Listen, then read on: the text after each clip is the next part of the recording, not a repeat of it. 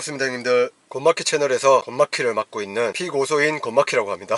오늘 영상은 군산 특집의 마지막 영상이 되겠습니다. 다만 군산 특집의 마지막 영상인 것이지 이 사건의 결과는 아직 나온 것이 아니기 때문에 이러한 내용들은 추후 결과에 따라 다른 특집들로 알려드리도록 하겠습니다. 우선 본 내용에 들어가기에 앞서 또 이것과는 별도로 그 형님들이 궁금해하시는 제가 얼마 전에 있었던 그 바이크 사고건에 대해 진행사항을 간단히 알려드리겠습니다. 일단 제 몸은 많이 괜찮아졌습니다. 어깨와 무릎이 쑤시고 아직 몸 구석구석에 멍이 많이 남아있고 또 무릎과 팔꿈치의 상처는 아직 아물지도 않았습니다. 정말 많이 괜찮아졌습니다. 다 형님들 덕분입니다. 정말 감사드립니다. 그리고 저의 블랙스프리 썬더볼트 메가트론의 견적은 무려 1,700만원이 나왔습니다. 가해 차량 측의 보험사, 그쪽의 손해사정사가 책정한 금액이니 뭐 정확하겠죠. 수리비가 생각보다 많이 나오니 보험사에선 저에게 전선 처리를 권유하고 있으며 동시에 제 가시를 10%라도 잡기 위해 애쓰고 있습니다.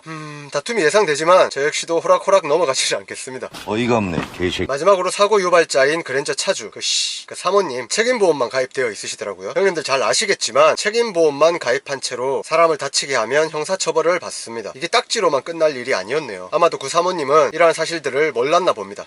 사모님 이번 기회에 제대로 공부하시길 바랍니다. 책임보험만 가입한 차량으로 방향지시 등도 점등하지 않은 채 불법 유턴을 하다가 사고를 내면 어떻게 되는지, 그리고 내가 몰랐던 교통법규들이 어떤 것들이 있는지 공부하시길 바랍니다. 중요한 거예요. 생각할수록 빡치는데 아직 해야 할 이야기들이 많이 남았으니 캄다운 해야죠. 자, 이제 다시 군산 특집으로 돌아오겠습니다. 앞선 내용들을 간략히 요약하면 특정 운수회사에서 사기를 당했다고 주장하시는 사장님들께서 저에게 제보를 하셨습니다. 저와 직접적으로 만남을 가진 사장님들을 제외하고도 다수의 사장님들이 피해를 보셨고요. 상황들을 파악해보니 저 역시도 이건 터무니없는 계약이구나 라는 판단이 서서 영상을 제작했습니다. 당연히 그 영상 내용은 모두 사장님들의 제보를 토대로 만들어졌고요. 아무튼 저 역시도 희망물류에서 지입사기를 당했고 그로 인해 인생이 바뀔 정도의 고통을 받았던 사람이기에 더 이상 피해자는 없어야 한다는 마음으로 영상을 제작하여 유튜브에 업로드하였습니다. 해당 영상은 수십만 조회수를 기록하며 널리 알려졌고 그로 인해 해당 운수회사는 저를 고소하였습니다. 잘 아시죠? 명예훼손. 그런데 사실적시에 의한 명예훼손이 아니라 허위사실 유포에 대한 명예훼손으로 고소하였습니다. 그로 인해 이번에 군산 방향에 화물 운송을 하며 군산경찰서를 다녀온 것입니다. 이첩, 이관에 대해 많이들 말씀하셨는데 저도 당연히 알고 있지만 여러가지 사정들과 이유로 인해 그냥 군산경찰서로 바로 가는 게 제일 빠르겠다 판단하여 그대로 진행하였습니다. 그 회사에서 허위사실이라고 주장하는 내용이 총 6개였습니다. 저는 그 부분에 대해 중점적으로 조사를 받았고요. 그 과정에서 저는 실소를 숨길 수가 없었습니다. 우선 허위사실이라 주장하는 운수회사 측의 이유가 너무 어이없었고요. 말이 되질 않는다 생각했습니다.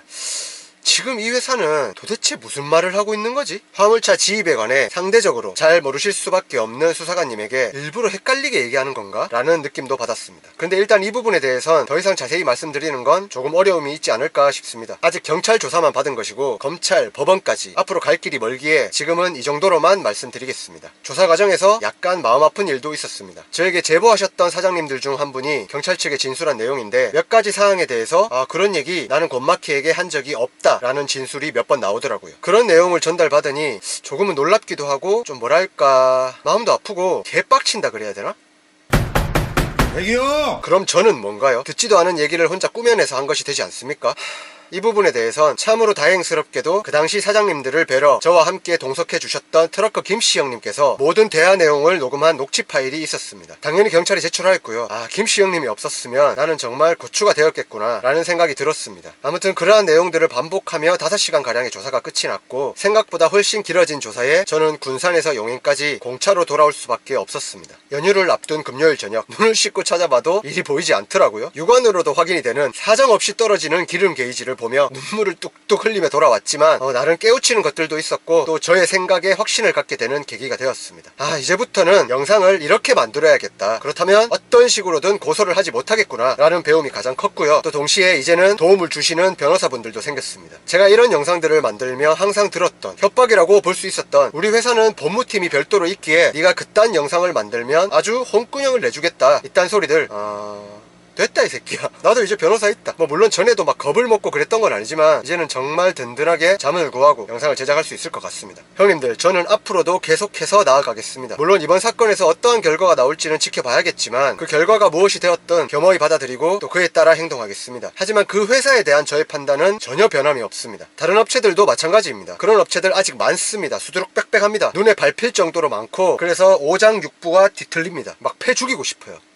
그 정도로 그냥 그 정도로 그렇다는 거예요. 다른 이들의 피와 땀, 고통이며 아픔을 가지고 내 배를 쳐불리는 그런 씹새끼들이 잘 먹고 잘 사는 거 절대 못 봅니다. 형님들 도와주십시오. 쫄지 마시고 이러한 사례들 저에게 꼭 알려주십시오. 다만 녹취 파일은 만들겠습니다. 어쩔 수 없습니다. 그건 양해 좀 해주시길 부탁드리겠습니다. 그렇다고 해서 형님들께 피해가 가는 일은 절대 없도록 할 테니 쫄지 마십시오. 이번에 그 사장님들이 조사를 받으셨던 건 저와는 별개의 일들 때문입니다. 그러니 쫄지 마시고 꼭 알려주십시오. 아픔은 우리들만으로도 충분합니다. 형님들의 제보가 없으면 제가 스스로 찾아다녀서라도 계속해서 알리겠습니다.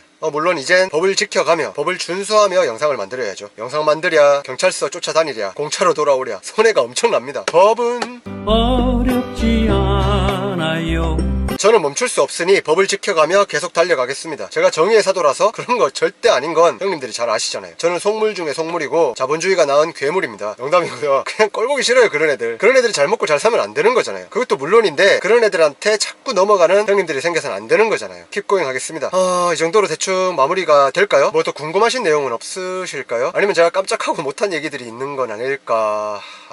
좀 대충 메모를 해놓고 그렇게 촬영을 하고 있긴 한데 그럼에도 놓친 부분이 있으면 뭐 다음에 한번 물어봐 주십시오. 저 이제 퇴근해야죠. 해가 막 떨어지고 있는데 지금 가을이에요. 애플워치로 확인한 시간이 오후 7시인데 확실히 어두워졌네요. 이제는 가을이 오면 눈부신 아침 햇살에 비친 눈탱이 치고 다니시는 우리 훌륭한 물류회사, 운수회사, 지입회사, 지입차 분양업체 등등 뭐 이런 지금까지 얼마나 헤쳐드시고 얼마나 잘 먹고 잘 살았는진 모르겠지만 이제 그것들이 다시 화살이 되어서 돌아올 겁니다. 남의 피가 묻어있는 돈을 챙길 땐 어떤 각오라도 하셨겠지요. 그 피의 대가는 굉장할 겁니다. 제가 이런 말을 하면 비웃겠지요. 네가 뭘 할 수 있는데? 니까짓 게 우리를 어쩔 건데? 백날 떠들어봐라. 나는 망해도 잘 먹고 잘 산다. 지금은 이딴 생각들 할 테지만 나로 인해 니들이 그렇게 된다는 게 아니라 니들이 그딴 식으로 살았기에 어떤 식으로든 그런 말로를 겪을 거라는 거야. 허투루 듣지 말고 니들이 진짜 좆됐다 싶은 순간이 분명히 올 거거든. 그때 니들이 눈탱이 친 사람들의 얼굴이 네 눈앞에 떠오를 거다. 내 말이 맞나 안 맞나 한번 두고 봐라. 그런 게 세상에 이치란다. 남녀노소 고르게 퍼져 있는 바퀴벌레 같은 그런 아이들아. 바퀴벌레도 좀 아깝지 않나? 바퀴벌레보다도 못한 아이들 적당하네요. 나는 너희가 말하는 그 사기꾼들하고는 다르다. 난 정직하고 투명한 지입업체다. 그렇게 자기 합리화를 하고 스스로 세뇌시키고 있을 것 같은데 뭐 그러다 보면 난 정말 정직하고 투명한 지입업체 같은 그런 느낌을 가지게 될 수도 있잖아요. 리플리 증후군? 뭐 이런 것처럼. 니도 마찬가지다 미친 새끼야. 너희는 어디에서 맞아 죽더라도 전혀 이상하지 않으니까 우리 형님들이 또 쫓아가서 패 죽일지도 모른다. 조심해라. 그리고 앞으로 기대할게. 감사합니다 형님들. 사랑합니다.